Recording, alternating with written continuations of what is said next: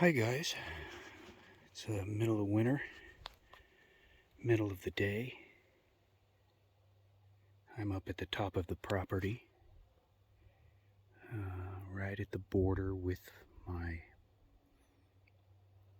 northern neighbor who has 40 acres, and started to hike up here today, and the dog would not come with me. I don't know if he's mad at me for taking him away from his spa days with you guys down in the East Bay in the lap of luxury, and forcing him back up into the wilderness to fend for himself in this terrible, godforsaken place. So maybe that. It also could be that he consumed somewhere between 5 and 10,000 calories of various species of animal while he was with you, in double portions several times per day, and it's all he can do to go outside and take a crap and then want to go back inside and lay down. Both of those behaviors, irrespective of what is actually going on with him, are perfectly acceptable to me. So he's back in the trailer having a nap. And in the meantime, I've hiked up here with my shovels and continuing to do work at my northern surprise spring. Now there's some confusion in the various stories and reports that I've heard as to how this particular spring came to be. And there are those that say that it came to be at a time when they dug the well for this property up here, which is my northern neighbor. And they dug the well right over there.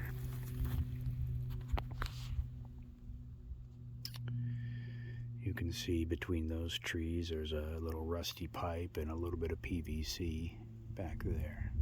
That's the well. It's an artesian well, and that means that it brings water all the way up to the surface without needing the pump, although there is a pump. What are you shooting at? What is there to shoot at? Middle of the day. Although there is a pump down there somewhere, because there's, hey, come on now. Because I see, good God, because I see wires going down in there. So I know they had it electrified at one time. There's also a solar array up in that area.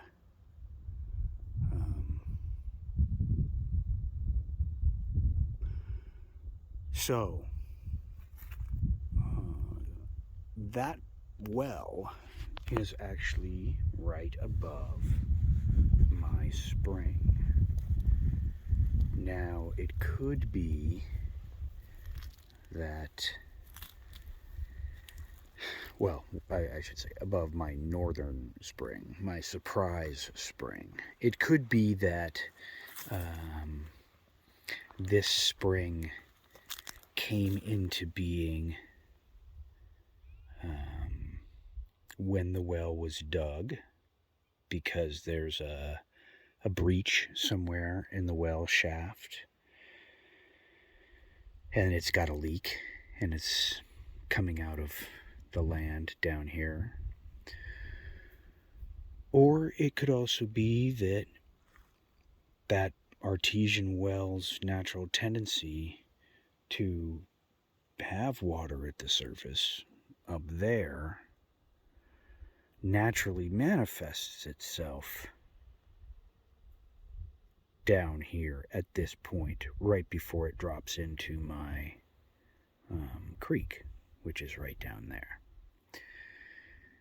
Either way, it will be fun to see how it's going to develop over time. So I didn't know this was here when I bought the property. I also didn't know this was here for, I'd say, a few months after I bought the property. I sort of ignored this northern boundary because, you know, with this barbed wire fence, and this fence here has the literal northern boundary in a straight line straight across. This was a known entity to me, so I didn't really come up here. But one day I was gazing deep into the brush as I was walking along here, and this is what it looked like. And it's very hard to see, but you get used to what you're looking at over time. And what I saw down there was cattails. And cattails only really want to exist in places where there are year-round sources of water. Now, that doesn't mean it's a natural seep. Could have happened after they dug the well. That well was dug many, many years ago. But it caught my eye. And so I pushed my way into the brush here and went down there and was so pleasantly surprised to find a little spring. A little spring. Right at the corner of my property. Right by the creek. It's cool. So cool. So in the meantime, I've removed all of the brush around here. I've got several piles going here, both alive, mostly dead. I've accumulated a supply of cedar split rail fence here that I bought at Sender's. Nice cedar split rail fence, kind of a mid-grade, I would say. The posts look pretty good, but I would call this more of a residential grade. It's a 2-rail system. The rails are pretty nice. The posts are pretty nice. It's better than you could get at, say, Home Depot, but it's not the commercial grade that you would want to use to contain livestock. More of a grade that you would use to decorate the front of your property along the road. However, my intention with this wood is to indicate to whoever buys this property where the northern boundary or where the southern boundary of their property is relative to my water source here, which I intend to give them the impression that it is a protected watershed. So I've cut out lots of brush in here and opened up a trail that you can walk down without snagging your clothes on, almost. It's still evolving. Came in here with a chainsaw,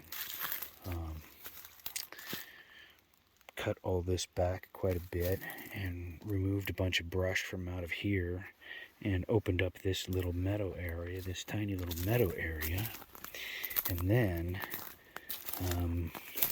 sort of hiked my way around here. I was being very cognizant of the poison oak and created a little trail up in here next to this seep or spring, or however you want to categorize it. My property line goes right along that fence that's up there with the for sale sign on it. It comes down through the brush, goes right between these two oak trees and across this meadow in a sort of a straight line right through here. So right now I'm standing on their property, and right here I'm standing on mine. This is all awful poison oak, tons of poison oak everywhere.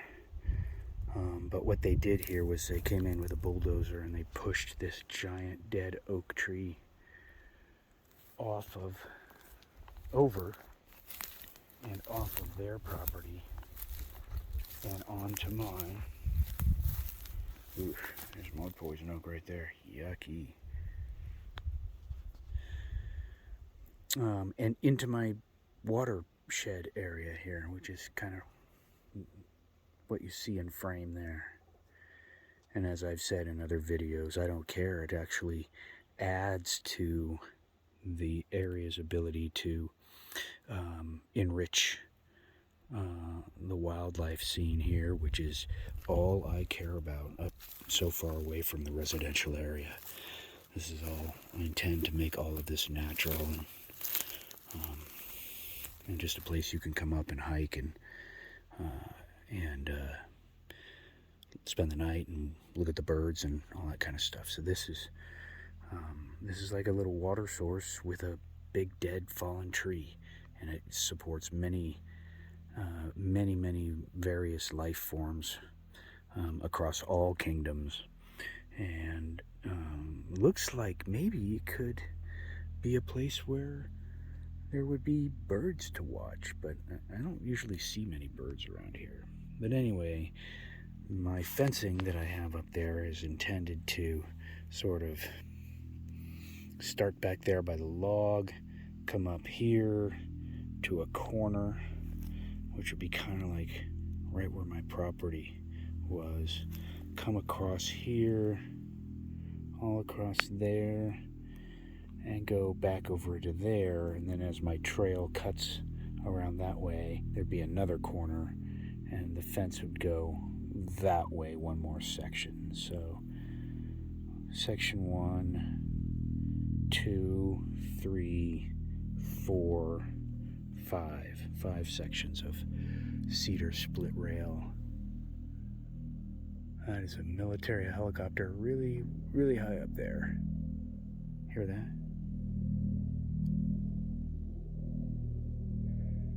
That's military or DEA, and they're using high, I can't point the camera at it because they're up by the sun,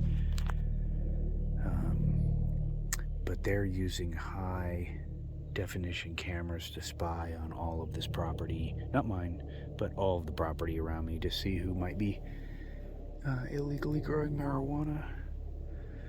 Anyway, so once I have this fenced off, you won't be able to go in here. So when these folks want to come hike down from what they own, which is up here, they won't be able to go any further in here.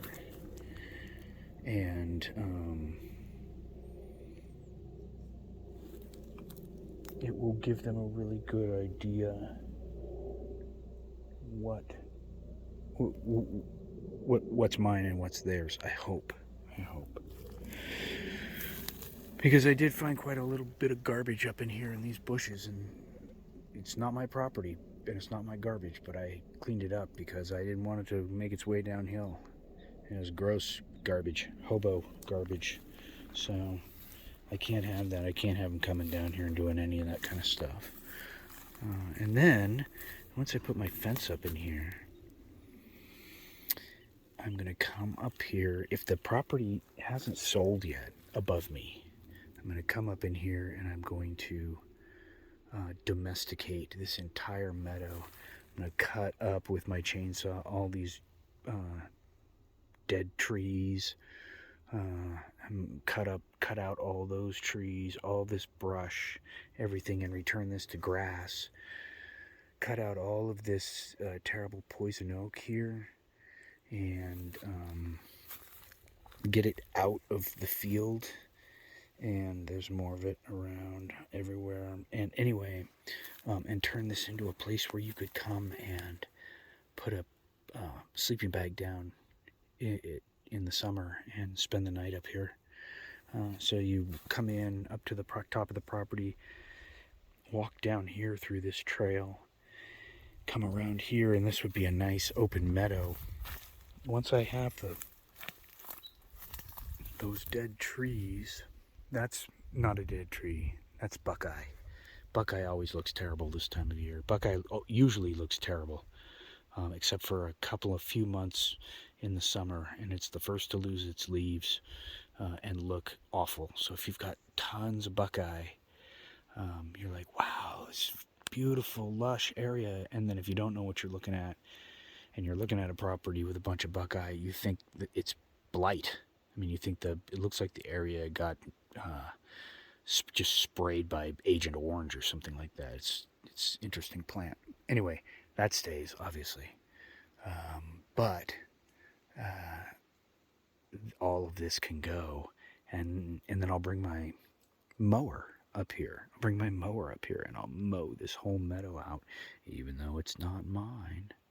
I'll mow it out so it turns into a nice grassy meadow, and then I can come up here and mow, a few times a year and keep the grass low and keep the weeds out and maybe turn it into something interesting in terms of being able to hang out up here and also reserve this area for wildlife. So I love this big fallen oak tree. I think it is great. I don't think it messes up this area at all. And in addition to all the cool stuff that's up there, so the water obviously starts right here as it comes out of the hill, and all of this that is cattails is where the water is present at the surface of the earth. There's a really cool pine tree back in there. You can see it in the middle of the frame, and it is in beautiful shape.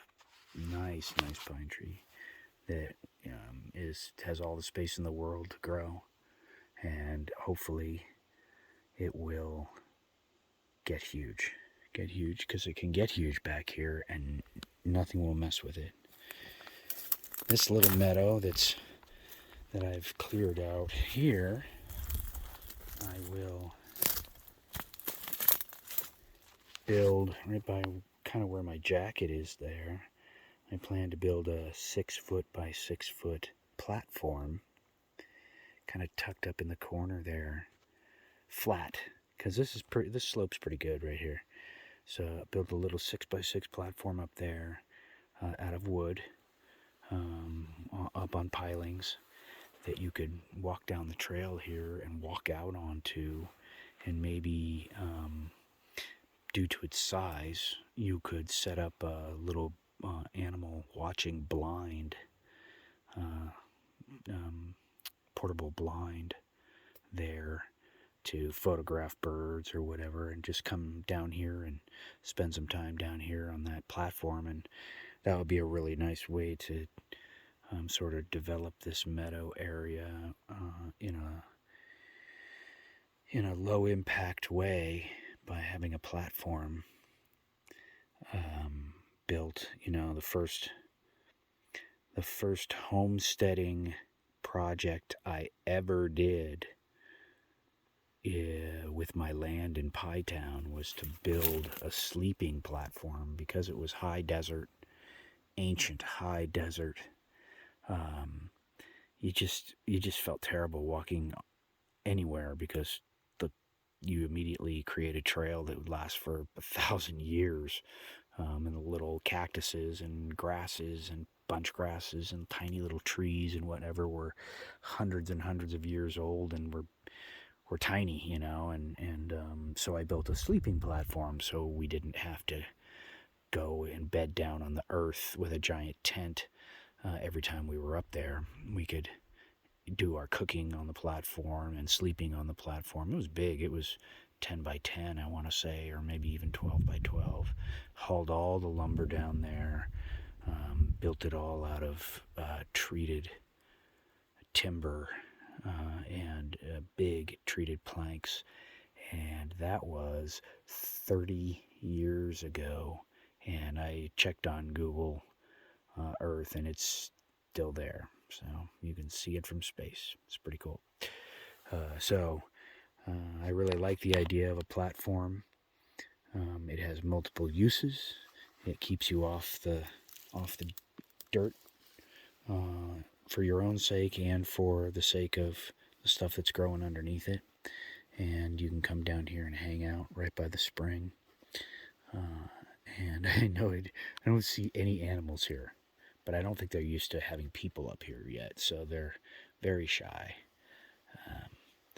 But I've left enough cover around here to let them come in. So this was all just brush, and this was occluded. You could not come down here when I first started, and now it's nice. Now it's and I left this manzanita here, and if you walk down through this little sort of, I don't know, pathway that I've created, it's not really for people. What I've done here is, this is the latest inception of my attempt to sort of figure out what the nature of the water is here. And so what I've done here is I've set a terracotta pot into a hole that I've dug. And it's a large terracotta pot. It's 20 inches across at the top there, I am estimating. And it's more than a foot tall, 14 inches tall, perhaps. And it is set into a hole dug into the mud.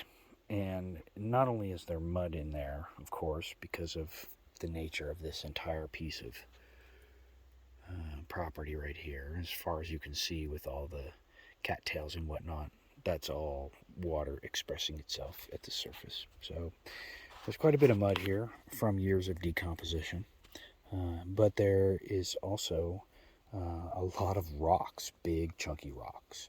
So if this was a mud hole, it would have taken me 2 minutes to dig it. But I dug down through sort of a top layer of grasses, and then there was a whole layer of what I would call like tundra. So sort of a sub layer of roots and decomposition that had formed a mat. And then below that, there were roots going into the mud and rocks. So you had to kind of dig through all of that and chop it out. And then below that was all of what you see here on the side, and that was mud and chunky rocks. And I can't see what any of the rocks are. They look rounded, like they might be, like they might have been in water for a while, and that would be cool. But they're so muddy that they haven't revealed themselves to me as to what type of rock they are. But they don't look like anything special. I'll have to wait for another rainstorm before I can figure out what those wash off like. But in the meantime, I just set this in here before I started recording the video, so it's been about 20 minutes. And there's already a couple of inches of water in there. And what you're seeing on the surface looks like weeds on the surface. That's just a reflection of the grasses and stuff above it. So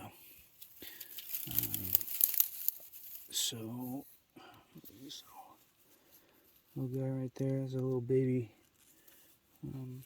cattail right there. That's cool. So the idea here is the lip of that is lower than that, and that should have water seeping out of it. There's a couple of vole holes in here, right in that area. See where it's like reflective down there at the bottom? So there's a couple of vole holes kind of in the hillside here that are literally like a little trickles of water coming out of them. So cut all this out and then built this up a little bit over here and set the pot in, and there's a couple of inches of standing water in there right now, and that's been the last 25 minutes. There's at least 2 inches of water in there. I don't want to put my hands in there because I don't want to contaminate it with my skin cells and all that kind of stuff. It doesn't need that kind of bacteria to be growing in there. So this is clean terracotta, and it doesn't have any paint on either side. This pot has not been used to grow anything with any kind of pesticide or fertilizer in it, and it's quite porous. It's a nice Italian made terracotta pot, and the great thing about these is that they're porous, so there's a little bit of space underneath the pot, but that will slowly fill with silt, and most of the water that's going to come into this area here will be drawn in through the terracotta, and that will help to filter it. And that's the idea, that the water on the inside of the terracotta pot will be filtered water for animals to come and drink here. And then my hope is that this is kind of a natural little trail down here, but my hope is that over time animals will come right down through here. Come right down through here, come down through my little walkway, walk down here, have a little drink, and then come down through here. Because the more animal traffic you can get in this area, the more fun it'll be to come down here and check it out, sit in the blind up in that area and check it out, maybe take some photos.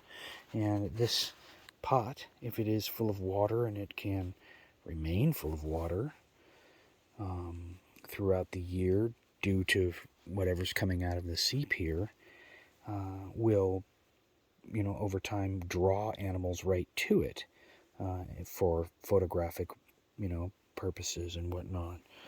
And it's a really nice natural way to do that.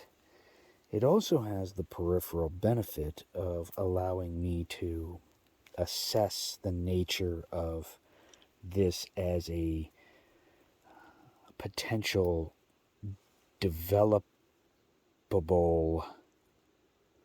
water source. So what I'm looking for here is for the water to come into the pot all the way up almost to the rim. I mean, I imagine it's going to try and get in almost an inch from the top over a 24-hour period of time. But we'll come back and see how that goes. So I think with the way the water wants to move out of here, I think, like you can already see, like in this area over here, that's like clear water on top.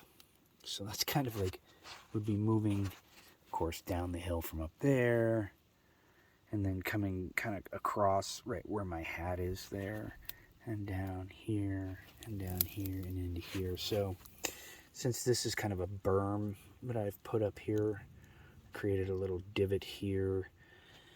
If the water wants to rise all the way up to there, which I don't think it will, then it has plenty of places to go. It can go here, it can go off right there. You don't want it to find its own way over. You want to give it away. So with this berm here, though, this is where, right down here is where the hillside was. And I sort of created this berm as I was digging up and out to try and see how high I could get the water. Because all other things being equal, the water was at the surface of the dirt right where that weed was, and that's 3 inches above the rim of the pot. But water will no longer go up there. It will go right to the edge there and run down.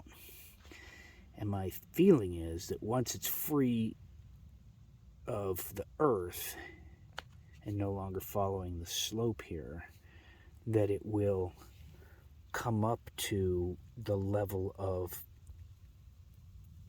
the undisturbed slope, which is right about here, which is about 3 inches from the top there. So I don't believe that water will rise up to the surface or up to the level here where it's almost overflowing the pot, and that's not the idea.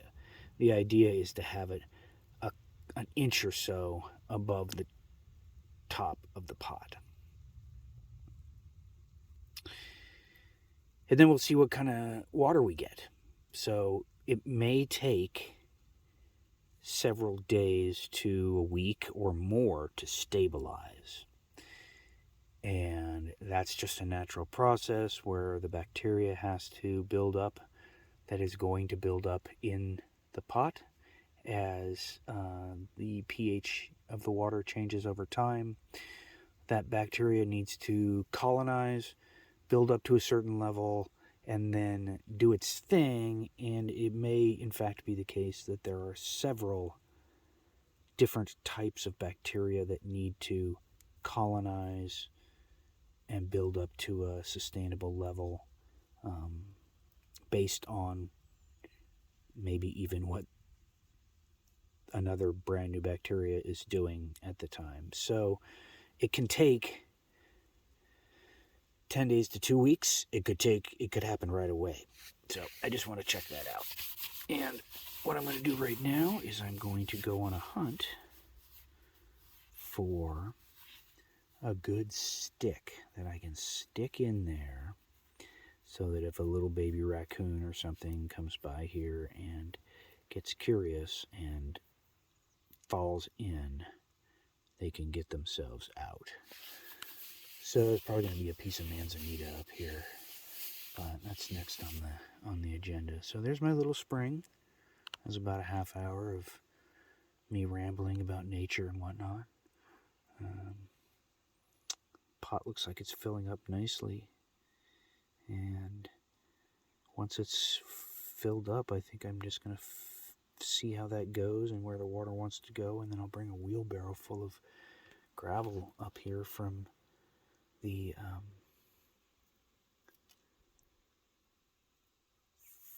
spring area down there. And sorry, I had to check in with my little internal dialogue there for a minute. A wheelbarrow full of gravel from the spring down there. It's nice gravel. Kind of gravel this area out a little bit so it's not so muddy. I don't see any problem with that. But I don't want to do anything until we can get a bunch of water flowing through here over time. And I'm going to need to come up here occasionally and just skim the top off and make sure there isn't any, because there's a lot of seed action up here, and I got to make sure that there isn't any. I don't want it to just fill up with seeds. That's not the idea. So if that's what's going to happen, I'm going to have a little bit of a different setup here. But anyway, a little bit of an experiment. It's going to give me like almost 10 gallons of free, good water. And, once you have a little spring box like this,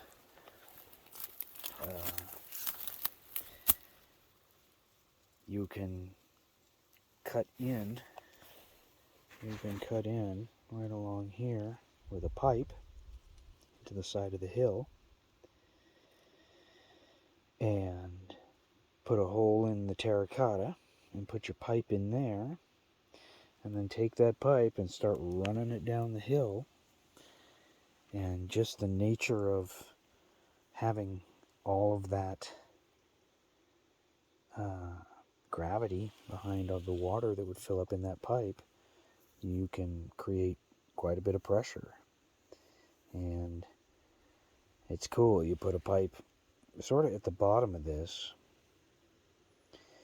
and out and down, and you can run that all the way down to the spring, put a spigot on it, and it would be just as much pressure in that thing as you had in your house, and you would have 10 gallons of water in this bucket to use. You could put a hose bib down there to wash hands or do whatever. At that point, I think I would cover it, though, to keep animals from entering the inside and either bathing or defecating or expiring, which would be the least desirable sort of scenario. But in the meantime, we'll see what happens here. And it's so muddy, I'll be able to see if any little critters come by and check out this, which for them will be a totally novel water source. Okay, can't forget to put my little stick in there. It'll just be something I find on the ground.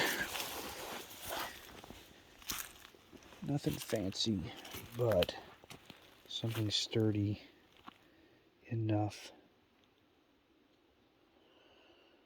so that like a baby raccoon could use it to get out.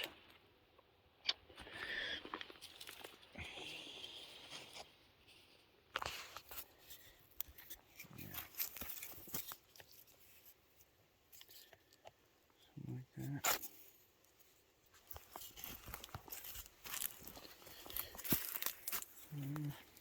Maybe something a little bit more. I don't know. Let's find out.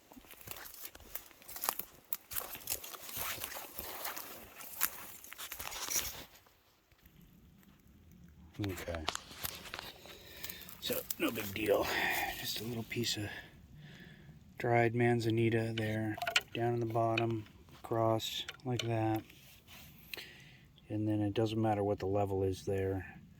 A little animal can use that to get out. Maybe, let's see, if we put it there like that. Is that better? Thick side up. Maybe.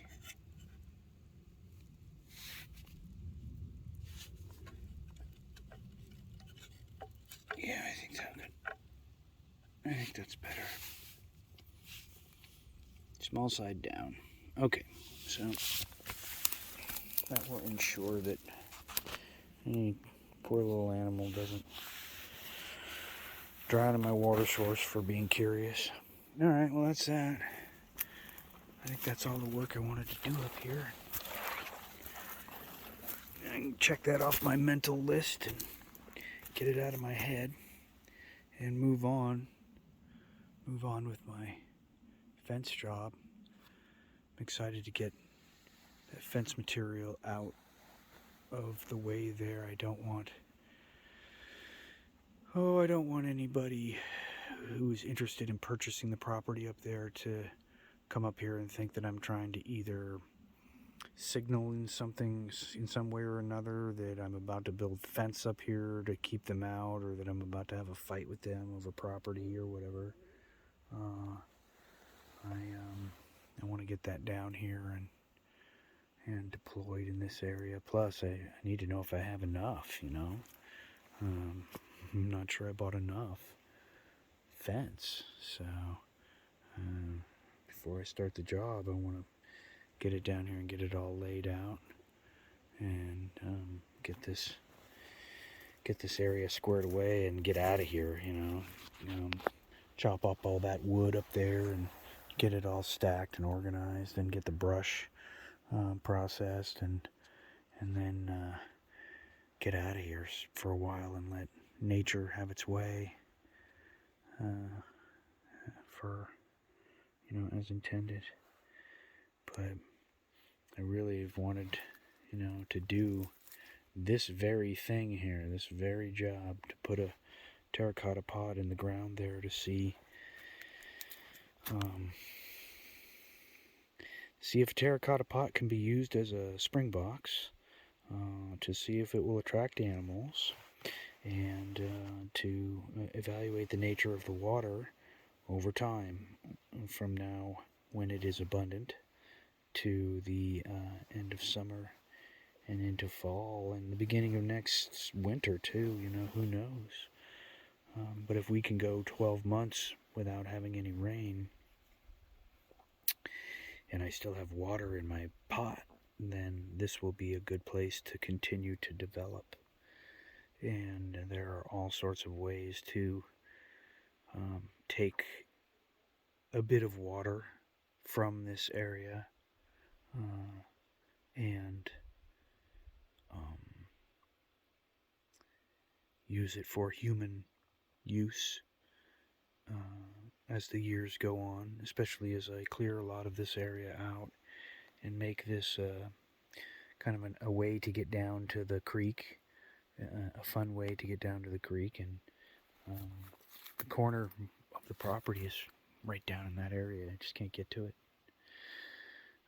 But to get down into this area of the property and enjoy this area, and frankly, I wouldn't mind building a little bit of infrastructure up on this back hill here. Yeah, I like my little path here. It's perfect path. So you can see that one pine tree up there on the horizon. That's where the corner marker is for the property, more or less. And depending on what they do up here, when this sells and what they plan to do here, and I'll know all about it because they got to drive on my road to get to it. But depending on what happens here, if there's not too much light pollution and they're just using this to camp or whatever, I had planned to build a observatory right up in that area. And if I do that, I'll take a bulldozer and I'll start here and punch all the way up to that corner of the property there, make a nice wide road, so I can bring the materials up there, and then that road will come down here, connect up to this road, which will give you access to the spring. And if all of that happens, it would be nice to be able to walk down from the observatory and fill up your water bottle or whatever, fill up for your water filter and take it up there and use that water to make water instead of having to hike all the way up here with water, because there is no water source up there without going probably almost 100 feet into the ground, at least not this time of year. So it would be a hike-up observatory or observational area where you could go up there and set up your cot and sleeping bag and whatnot, or your tent on a platform, and then have your telescope and all that for the night, and then have a nice fun way to come down here along the top edge of the property and go down and have your water source close here instead of having to go all the way back to the residence or bring it in with you. So that's that little piece of land, and none of that existed in that form right there when I bought the property, and now it's slowly developing into a fun little spot, which is literally exactly the idea of this entire adventure, oh look, a fun little nature spot that we can develop to look at more nature, look at more nature, look at cooler nature, and be amongst the nature, and get back to that kind of simple way of being. And so far, except for the fence material, I've done it all for free, for the price of a little bit of gas for the saw. So that's cool. That's cool, and that's a fun way to pass the time. And you're doing nothing. You're doing nothing. You're just doing nothing. You're like literally just. I mean, if your neighbor was like, "Hey, what'd you do today, Bob?" "Well, I went in the backyard and I dug a hole in the ground and I put a pot in it. And I'll be damned if it didn't fill up with water. That's what I did." And that sounds ludicrous when you live in town. But it's not ludicrous up here. It's a real nice way to spend the day. So, that's all. Like talking to you guys. Love you both. Bye-bye. So a little bit of time has passed. And I spent an hour or so laying out the fence material up there. Get it into the meadow and get it staged so I can have a much better idea of what it's going to look like, and we'll take a look at that at the end of this little recording. But in the meantime, what's happened here is it's begun to accumulate nice, clear water all around in here. Nice and clear water down in there. This is a little cloudy in here. I don't know why, it doesn't matter. But what I've also noticed is that, except for kind of over in this area, this dam that I have constructed here, almost up to the edge of the pot, is actually holding this water back. So what that means is the water would naturally find the lowest spot and find its own way over and then erode on its way down. So what I intend to do now is take a little bit of time and create a place for the water to go once it reaches the top of the pot. And then I'm going to fill all this in, kind of at least up in front here, and get all this other stray water out of the equation, and then give it a place to go. And so hopefully when I come back tomorrow, this will be almost to the top of the pot,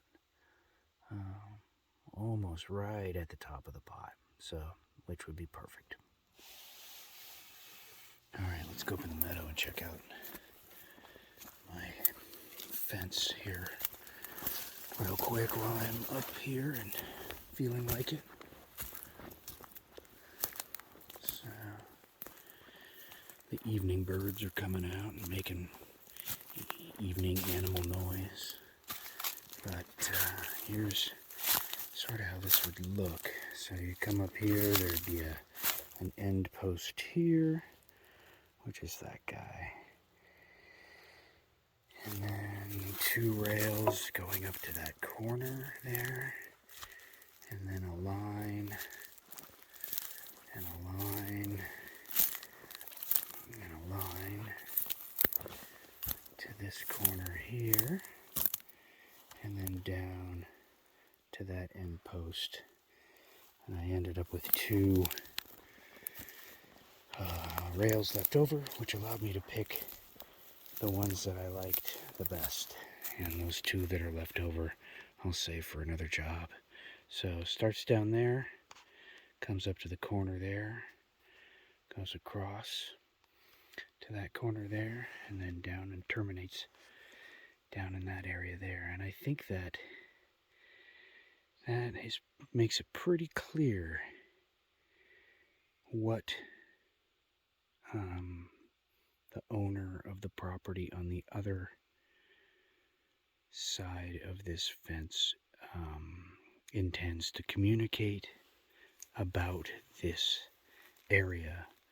And if nothing else, at least when they come down into this area, which I believe, like where I'm standing right now, is still their property. Maybe not. Right here. So if they were to hike down from up there, you can only kind of come in through that area and come down here. They would see this fence here, and it's kind of like from the edge of the frame there to the other, from edge to edge of the frame here. That's pretty much what's going to be fenced off from the person's point of view.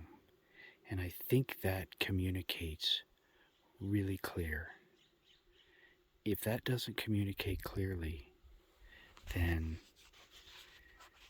at least I will have tried diligently using actual physical symbolism here that required work and funding.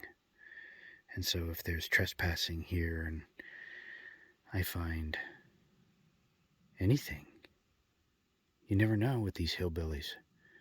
They'll throw their guard, they'll hike up to onto that wood right there, onto that trunk of that tree, and hike up to the highest point there, and take a pee off that edge, and then throw a bag of garbage right in the middle of those cattails. It's happening right now. It's probably happening right now, close enough to me that if I walked for 30 minutes, I could find somebody who is throwing their garbage into a creek or a hole. Oh, usually it's a hole in their own yard. But that's the fence as laid out. And so what I'll do is I will start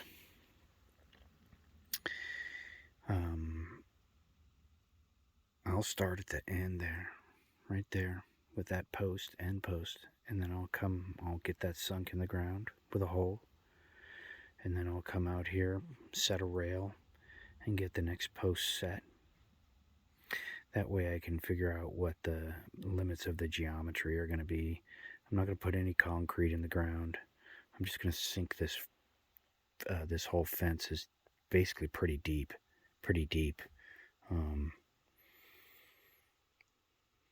At least 24 inches.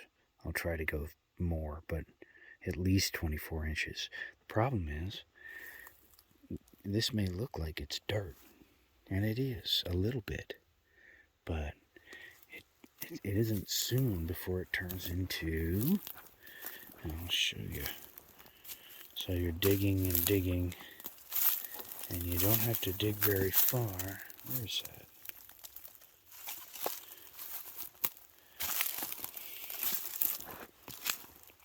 Yeah. You don't have to dig very far before you're like right into these chunky rocks. And those aren't just like rocks on the surface. Those are big slabs. That's just what you see. And that's all in there. So you got to kind of take one post at a time and dig as deep as you can. And it takes forever. You would think you're just digging down into the mud, but you're not. It's not like putting up fence in flatland country. Lowlanders, they can literally run hundreds of feet of fence a day because they just smack it into the ground. So yeah, that's the fence layout, and I'm gonna get to this right now because I've only got about 10 more minutes or so before this overflows its little dam here, and I think I want to do something a little different. Pretty sure I want to do something a little different here, so that it gets all the way up to the edge of the terracotta. Get as much water in there, as much mass as I can in terms of water inside the terracotta. Even when it's even low an inch or so, that's a sizable. That may be the difference between spilling over the edge and low by an inch. Might be approaching 25% difference in between that and full volume. So it's amazing how much you lose when you have a conically shaped vessel, how much you lose at the top of the vessel. That's why it's always so important to, when you order beer in a pint glass, to make sure that beer is filled all the way up to the top, because the top is a lot bigger around than the bottom. And if you're missing an inch of beer at the top, that's a measurable percentage of that glass. So same here with this terracotta pot. I don't want this to overflow the mud before it gets up to the top there, so I'm gonna make that happen right now. Okay, so here's how this stands right now, and it's almost level. It's set nicely in the hole. I've added quite a bit more dirt here to the hill. It was getting real soupy. And then I'm going to give it a day or two to rest and come in here and lay some more rocks back behind here. But you can see that the water is almost clear here. I know it looks cloudy down there, but it's clear on top. This edge here is submerged, and what I've done is I've put a rock here right at the mouth of this little drain. And what I'll do now, you can see how the water is running off. It's running over the rock now and trickling down. So that the well that this thing is sitting in is producing quite a bit of free-flowing water. And I'm going to now adjust the edge of... I'm going to now adjust the level of the water to be just a little bit below the edge of the pot. And instead of moving the pot up, I'm going to move this rock valve down. So I'm just going to push this down about 1/4 of an inch. And you'll see that the flow is quite dramatic now. Coming out of there, flowing down here, washing more stuff away, but that edge of the pot there is emerging. And that is what I want, because I don't want any water to go up and over the lip of the pot and into the middle. Once I'm done, you can see it's dry now over there. Once I'm done sort of getting this area squared away, there's going to be flat slate rock up along that wall so that a rainstorm doesn't wash mud into this thing. And then I'll put flat slate rock around the edge here and allow this to sort of settle out. Probably put a lot more dirt in here. I don't know what I'm going to do here. We'll see how it behaves over the next couple of days. And then once this is all sort of settled, I'll come in here with a hand pump and quickly pump all this water out and then allow it to refill from its natural thing here. And then that way I'll get nice, fresh, clean water, and I'll be able to pump out all the silt that's in the bottom. And yeah, it's great. Really, really cool. So that turned out well. So far, it is exactly as I had envisioned it in my head. So it's good when that happens. Get pretty happy that way. And you can see, lowering the level of the water, you get a real heavy flow at first, but then it goes right back to the way it's supposed to be. And so that'll trickle out of there and hopefully stay in that little channel right there and not erode its dam here. And I can come back in. I've dug a big hole I dug a big hole to be able to put more dirt on there, and I don't really want to dig any more holes, but maybe I can resolve the issue with several wheelbarrows full of gravel from the spring area down there where I have access to my creek. Just bring those up. We'll see. Come back tomorrow and see where we're at here. Alright, that's it. Take my shovel and hike out of here. I've had it for the day. Go home, back to the trailer, and I think I left a steak out. If I left a steak out, I might barbecue some steak. We'll see. If not, I've got a whole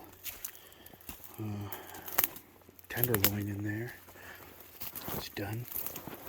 Maybe eat that whole thing all by myself. Well, with the dog. Eat it with the dog. I'm sure the dog would like some of that. Okay. So a little shovel work for the day. That's good work. Got all that squared away. Got the fence material out of sight so that, as I said earlier, I don't want to be staging fence material within sight up here when they're trying to sell this property that may be misinterpreted. Like, what are you gonna be fencing off here, buddy? You know, that kind of thing. So, beautiful evening. The sun is setting, and I'm gonna hike back down in the canyon, and I think I'll take these tools with me. I'd like to do some digging around up on the residential area and see if I can find some bedrock and prepare to build the outhouse. I'm going to need some flat land and the ability to dig some fairly deep pilings, so I need to kind of experiment up there with the shovels, and who knows, maybe I'll chuck them down by the spring and leave them down here so I can get some gravel for this project. Who knows? I got a million projects to do.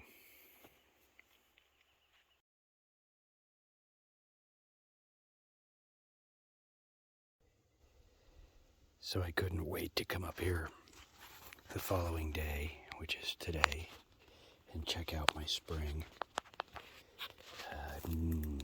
Stopped by the lower spring, picked up my wheelbarrow, and then picked up some really nice, very fine rock gravel that was brought down in the last storm in my little surprise creek there down the road. And I'm going to use this to top off the dirt that I laid in the other day and give it a little bit better chance to drain. There's some pockets in there that I need to fill in, and using my repurposed ammonia bottle turned into a scooper, real nice scooper. I'm going to use this to not only scoop the water out of the spring, just to see down at the bottom to see what kind of shape we're in, but I'm going to use it to apply all of this gravel in a very controlled manner. So that's a piece of garbage that will go on to have several years of use, and then either I'll render it into diesel fuel or take it to the recycling, depending on how dirty it is.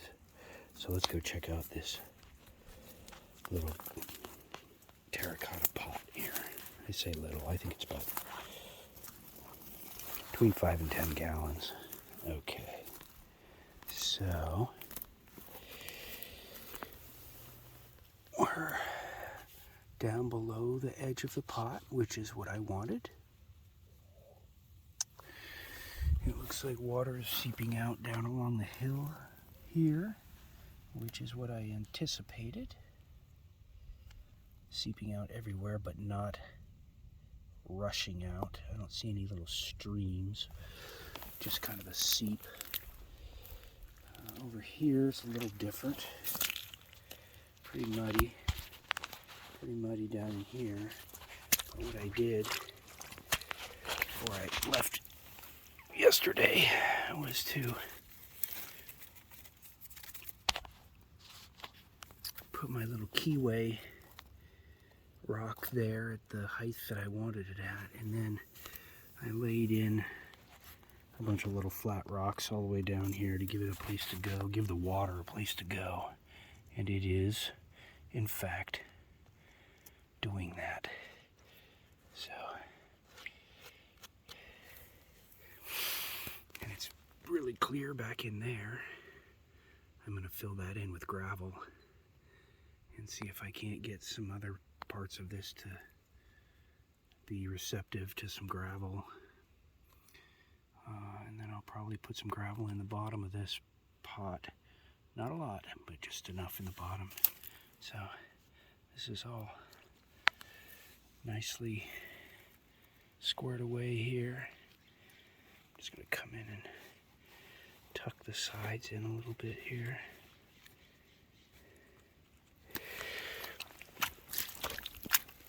All the way down. Just make sure we're all on the same page here in terms of my expectations for this little stone pathway, little spillway, if you will. Okay, so that's that. This all looks good. And I was going to put some more dirt on it, but I don't think I'm gonna. I think I'm just gonna cover it with a good layer of that gravel that I collected, and then gravel in on the top, and then place large flat stones all along the bottom there and up against the gravel bank. And then I gotta come in here a little bit and prep this top somewhat. That slope right there is too dramatic, and in a major rainstorm the water will wash that slope away and down into the pot, and I don't want that. So I'll carefully cut back a little bit in there, remove that branch, cut back in there, and give it a better slope, and then pour gravel all over it, and then maybe even put some stones up in that area to hold that part of the hill. But I've got the, stones like that one over there. I've got the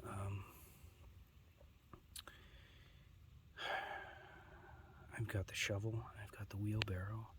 I can go collect nice rocks from the quarry and start to even develop my quarry area, which I think is a good idea, to get all the rock that I need right off the land here. But there's only so much you can walk around and collect up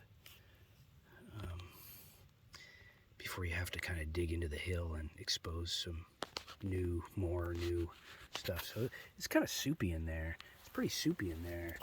And I don't know what that is. It might even be a bacterial bloom, because it's really very clear over here. And this is where the water's coming into sort of the well area that is represented by this pot. So good clear flow coming out.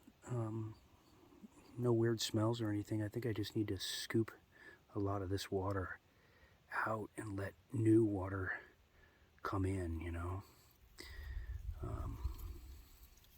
But first, I'm gonna work on this area and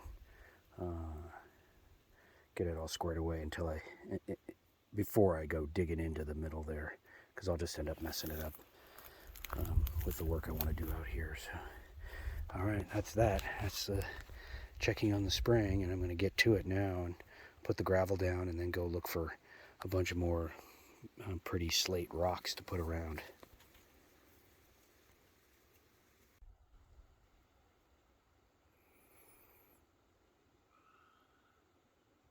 I've completed a little work down here to lay some gravel in and cover up some of the dirt. And if you listen carefully, you can hear that I have a frog.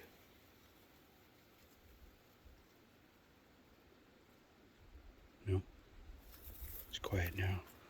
Oop, there he goes. So, scooped all the water out, letting it fill back up from the water that's available in the ground now. And this is all covered in gravel, fine gravel. And you can see it's pretty muddy down here. I'm gonna go get another wheelbarrow full and bring it up here and put more down. Try and give it some good drainage. Spillway here is looking nice. It's just some rocks stacked up around each other, and that's cool. That's a good way to get the water out of there. What'll happen is this will fill back up here. This will all fill back up with water as the level rises here. And then this keyway right there, that rock that you see, sort of a square rock right in the middle of the trench there, that's the keyway rock, and that's set at a certain height. And once it reaches, the water reaches that height, it'll spill over it and down the spillway gently and keep the water at the proper height. The hole that I dug to build up the dirt around the pot is here, and I managed to almost fill it up with water, scooping water out of there. So give that a half an hour or so and see where we're at in terms of it filling, and then in the meantime I can go collect up some rocks and get ready to lay them in. I cut the slope back there so it's not quite as steep. That will help to prevent mud and gravel and stuff from going into the pot. So it's filling up quite quickly, and looks good. Looks good. It's still actually bringing in quite a bit of muddy, silty water from underneath, but that's okay. That will change over time. I don't care about that. I'll probably end up scooping it out another couple of times just to get the silty water out of there. So that's that. That's that. I'm off to collect some cool rocks. So I went down to my surprise creek and gathered up another wheelbarrow full of gravel. And even though this has the consistency of dirt, it's not. It's rock gravel, good for drainage. Picked up a few rocks on my way up, including this nice big chunky rock that I've had set off to the side a while ago. I thought I might use it for a hearth, or maybe in the shower with, 100 of them, other rocks just like it. But I think I'm gonna use it up here, so I'll set that around the spring, and that way birds can have a place to land before they go take a little bird bath or whatever. Might be cool. So nice big full wheelbarrow full of gravel, and there's probably 20 more wheelbarrows like that down there, just sitting on top of the road that washed out. So you can see here that the pot has come up to almost full, and as well you can see that, get some of this water to drain off my little spillway there, has sort of reached its max flow. So what I need to do is drop the keyway just a little bit, take just a little bit more water out of there. You can see it's flowing nicely down there. So that's what it looks like with all the little gravel in there, and I'll put more gravel in down here. So not so much mud, and then I'll start stacking rocks around it so that the rain doesn't wash the gravel in. Here's my hole that's now empty. All that water soaked back in. Good. So I don't know how long it took, but not very long for it to get all full again. So it's pretty cool. Pretty cool. Okay, I've put several wheelbarrow fulls of gravel from my stream into the spring area. I've collected up a few rocks to get me started with kind of what I want to do with that. And I can show you down here what I've been doing with the gravel. So just basically using the gravel to take care of some of the mud in this area. This is now about 6 or 7 feet in diameter of gently sloped gravel up there and down here. And if it were not gravel, it would be, come over here. If it wasn't gravel, it would be like that. That's what it looks like when you don't mess with it. And that's what it looks like when you mess with it. So it's terrible. So 3 wheelbarrows full of gravel so far up in here. And you can see where the level of the water is. Not only in the pot, but surrounding it and then seeping into the gravel. And I've got another little bench of gravel down here. You can kind of see it there. Probably all in all, I'll want to put another wheelbarrow full in here, and then I'll stack rocks starting from the bottom there, lay them up against the gravel there and against the gravel up here, and they'll kind of just sort of all lock in there and you know, hold the hill up. And then you can see over there in the far corner where it's not going over the lip of the pot by any means, but it's coming up from around the pot over in that corner there, and then makes its way down that little spillway. And that's exactly what I was looking for. All that is perfect. It's wet all around the pot. There's a little cattail right there.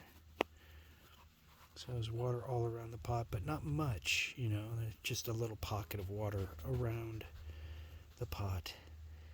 And for now, the water's coming up through the hole at the bottom of the pot. I put a piece of slate over it, but it's coming up through the hole over time, that will fill in. And my hope is that the majority of the water will end up coming through. Man, something's buzzing over there big time. Will end up coming up or coming through the terracotta as a form of filtration. Let's just take a walk down here on this gravel. This will all be soaked through by tomorrow, but at least it'll be soaked gravel and not soaked mud, because right underneath that gravel is a bunch of mud. So that's what it sort of ends up looking like. Perspective is screwed up there a little bit. Okay, there we go. That's what it ends up looking like up there. And then the water makes its way up and over that keystone there and travels up and over that little keystone right there. And that controls the height of the water, that first little rock up in there. And then it just makes its way down this little spillway on these rocks that I set in there until it finally exits into the gravel here and continues on its merry way down the hill. So that's pretty cool. All that water ends up going into the creek. So, I think I can feel pretty comfortable just leaving this up here like this for a couple of days now. See how it all settles out and what finally happens to it, and see how my gravel berm here holds up. Once it gets soaked through, it'll be interesting to know, to figure out if it will settle down or if it will float away like a landslide. I don't know. Right now it's really mushy. Come in here. I'm not going to do it. But if you push hard, it mushes. Ooh, what's that? Nothing. If you push down too hard on it, it gets mushy, and you can see there's little pockets of moisture coming through. But if you follow the slope of the land, which is sort of like this, you can see that. So that's kind of the slope of the land there. So all of that should end up wet, and it's only where the pot is that it levels out for a little bit, like that. But usually the hill was like this when I started. So all that water's got to go somewhere. And the idea there is to just trap as much of it in the pot as you can.